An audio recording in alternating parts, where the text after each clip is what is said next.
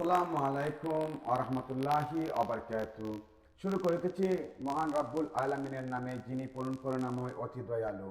প্রিয় ভাই অপ্রিয় বোন অফরোয়াজবৃন্দ, শয়তান কিন্তু আমার নবী রাসূল সাল্লাল্লাহু আলাইহি ওয়াসাল্লামের সময় থেকেই আমাদের রক্ত শিরায় শিরায় আছে, আমাদেরকে আল্লাহর পথ থেকে সরানোর জন্য।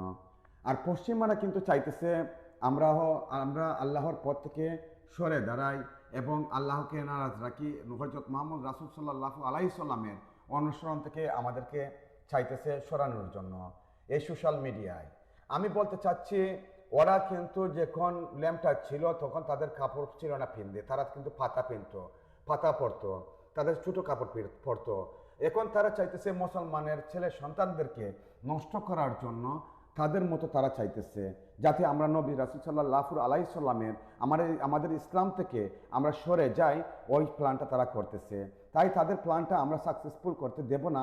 আমরা আখিরাতের চিন্তা করব, দুনিয়ার চিন্তা ছেড়ে দিয়ে আল্লাহর ও নবী রাসূল সাল্লাল্লাহু আলাইহি সাল্লামের অনুসরণ করে আমরা চলি।